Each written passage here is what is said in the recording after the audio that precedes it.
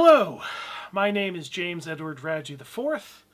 I am the creator and publisher of Lamentations of the Flame Princess, a tabletop role-playing game. I'm here to talk to you about declared or possible inclusivity clauses, also referred to as morality clauses, as part of upcoming gaming licenses. Specifically, I'm here to tell you why they are a bad idea for the creators of the licenses, publishers who will use the licenses, and for the fans and customers of the games using the licenses, even if you agree with all of the positions that the clauses would promote. I know that proponents of inclusivity clauses mean well. They want to create an environment where good people and good things can thrive without the pressures and stresses of having to deal with the bad things and the bad people. But things aren't so simple. If you're not familiar, I recommend you research the Hays Code governing motion pictures from 1934 to 1968, and the Comics Code, which governed the comics industry from 1954 to 2011, and the TSR writing guidelines of the 1980s and 1990s in role-playing. All of those codes were, like inclusivity clauses today, designed to promote what were at the time thought of as good values in creative work and prevent bad things from being disseminated through creative work governed by their codes. How are any of those codes looked at in hindsight? Do you think they helped progress the art forms they administered? Or did they retard them? Do you think they helped marginalized people find and express their voices? Or did they help silence them? Do you really think such a clause or code made today will in the future be judged any differently? Really? I mean, sure, you might think you're smarter than the people of the past, but what about the people in the future? Is your inclusivity clause going to ultimately be seen as a good thing when all of these previous efforts to accomplish the same great and good things have failed? Because there is one complication that will make future perceptions very important.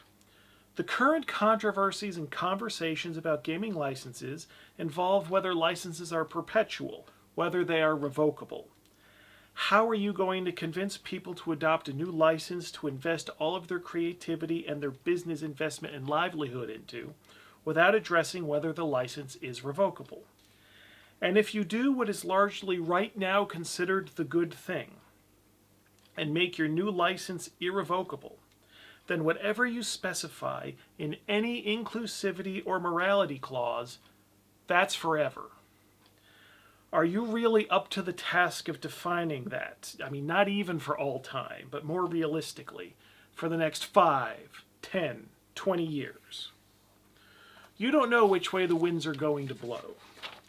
Not in the halls of power and influence in our culture, and not on the ground amongst the people. The New Deal era gave way to McCarthyism, which gave way to the free love 60s, which gave way to the recessionary and inflationary 70s, which gave way to the Reagan-Thatcher 80s, which gave way to the Clinton years, which gave way to the Bush years, which gave way to the Obama years, which gave way to the Trump years. Now we're 2 years into Biden. What's next?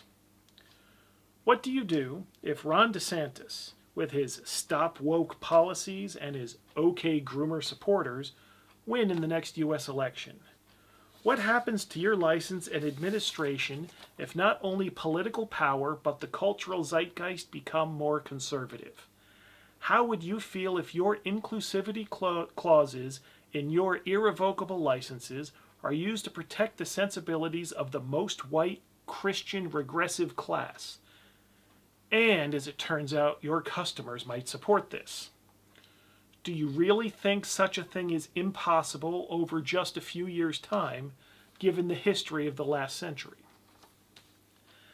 And while Wizards of the Coast will have to wholly own their open gaming license, this new ORC thing is being put together by a consortium of publishers, and last I heard, the plan was that the license would be owned and administered by a third party. So whatever controversies and conflicts arise surrounding the license, it will still forever be associated with the companies and the people that created it, but who will not control it. And you might think that's fine. You're in good with the people who will administer the license. But things change. It doesn't even take a cultural shift. Just imagine some rich person who wants to rid their precious gaming hobby of wokeness.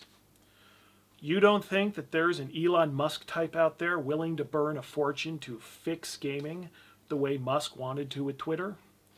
What happens to your relationships and those connections when someone is buying companies and buying influence with millions or even billions of dollars?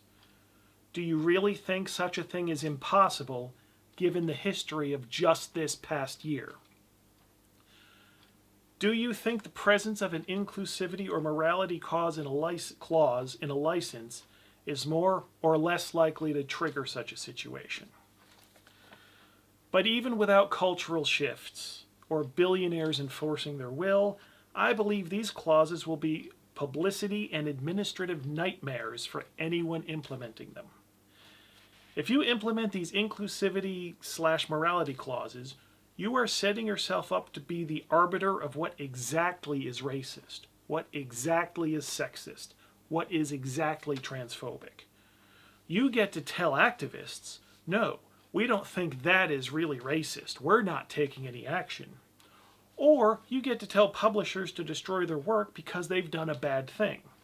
And you get to do that over and over and over and over forever. Because these arguments are out there. If you're putting this license together, you've seen the arguments. And obviously, if you're wanting to implement such a license, you want to prevent your work from being used to facilitate racism, sexism, transphobia, whatever isms and phobias are out there now or will become a thing in the future.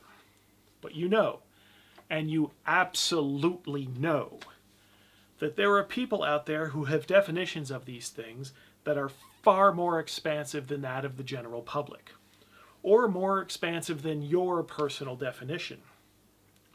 What are you going to do when these people come to you demanding the cancellation of someone's license? What exactly do you think is going to happen when you say no?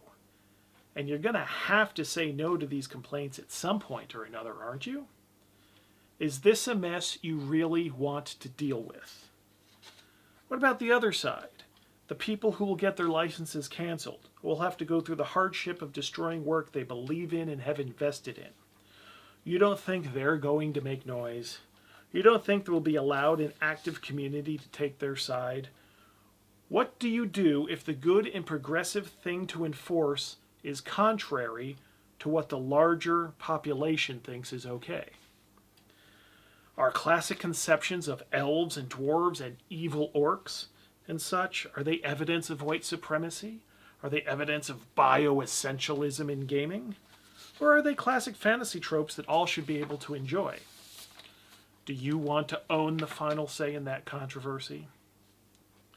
I don't know what any potential morality clause in ORC would look like as far as administration and appeals processes, but the OGL 1.1 that leaked from Wizards of the Coast states they have the unilateral power to decide such things, but that they are open to being convinced that they made a wrong choice based on, quote, community pushback and bad PR, unquote.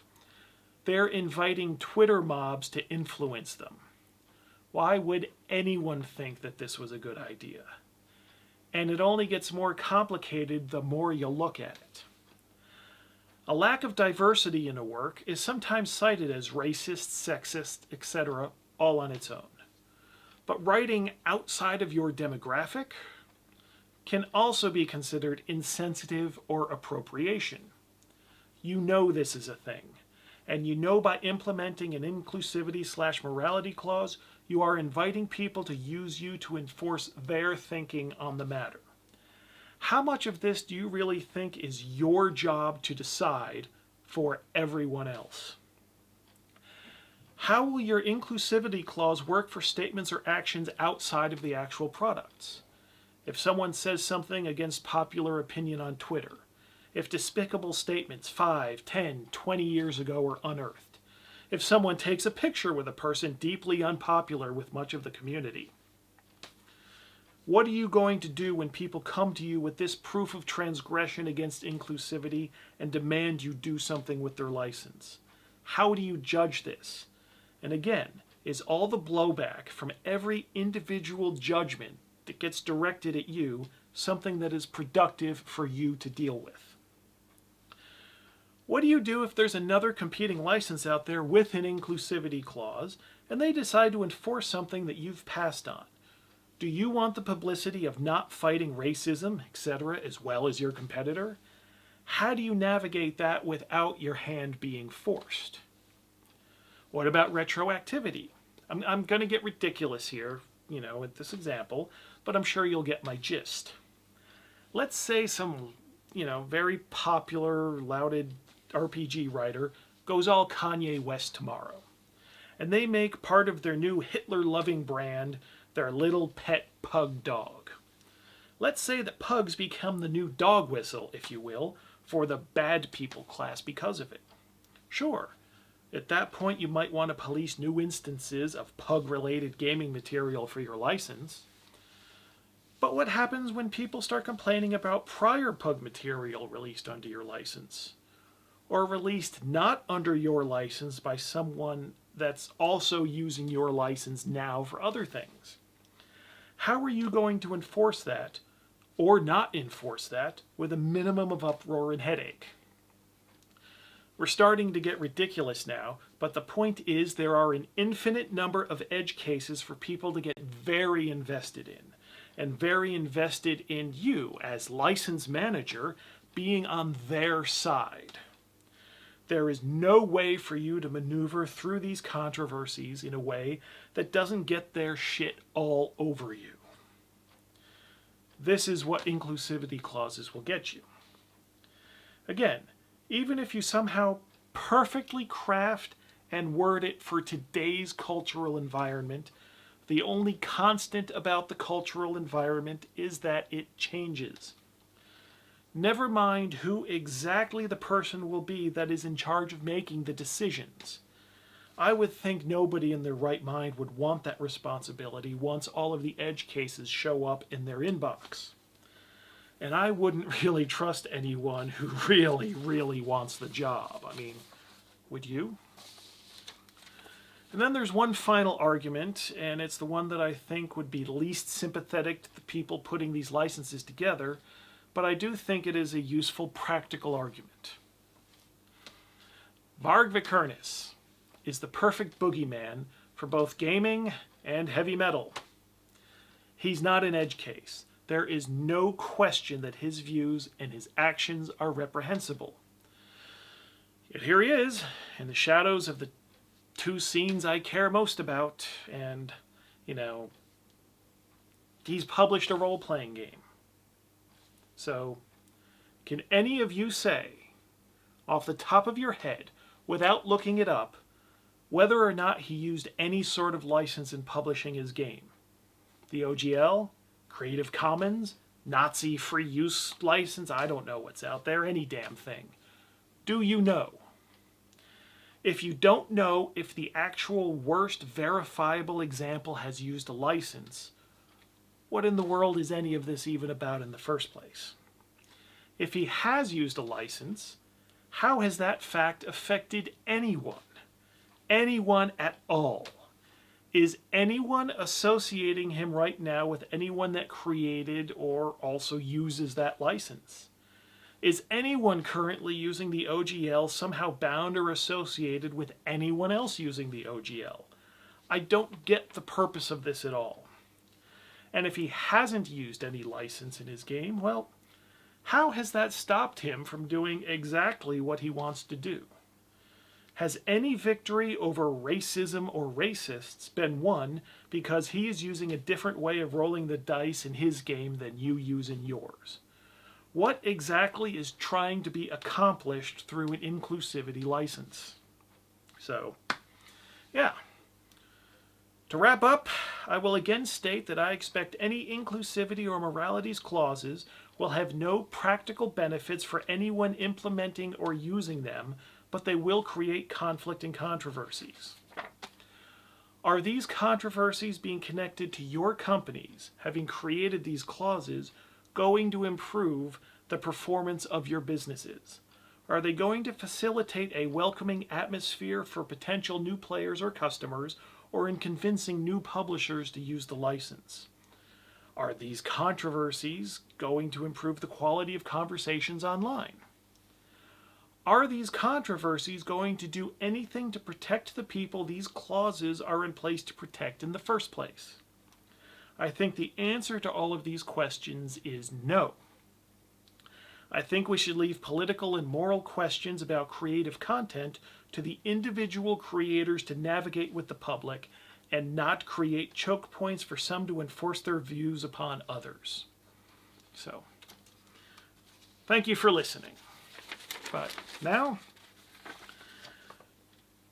for a more personal note concerning all of this, I mean, what I'm about to say, it's pure speculation, it's more imagination, but imagination is what we're supposed to be spending our time doing instead of worrying about all this license stuff. So, it isn't out of the realm of possibility that a new OGL or this potential ORC inclusivity or morality clause could become widely adopted.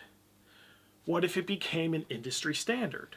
Sort of the way ratings dominate the movie and video game industries, or the Hays Code in movies and Comics Code in comics in days past. In that way, I'm sort of putting myself in the place of EC Comics right before the Comics Code took over.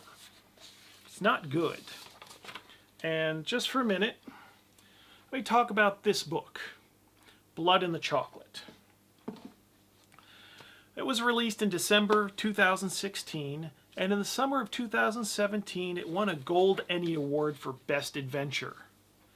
A Little Old Lamentations of the Flame Princess publication won in a public vote over offerings from Chaosium, Pelgrane, and Green Ronin. Holy shit, right? Well, 3 years later, another publisher creates a bit of a ruckus by refusing to enter the Ennies because of Blood in the Chocolate's prior win, claiming that the book is just all sorts of bad things. The author of the book even denounced his own award-winning creation. Just last week, in January 2023, somebody described it as a Nazi entry point into the hobby. I mean, yeah, that's some rando on the internet, but someone still said that. And I still think of it the same way that I did when it won the award, when I first got the manuscript. I don't think it's any of these bad things, but that's me. So, you think you're doing the right thing. You think you're going to continue to do so. And you're going to have the good and popular responses to whatever comes. That's what you think you're going to do. And good luck to you, because I know how fast things can turn. So, be very careful what you set into legal stone.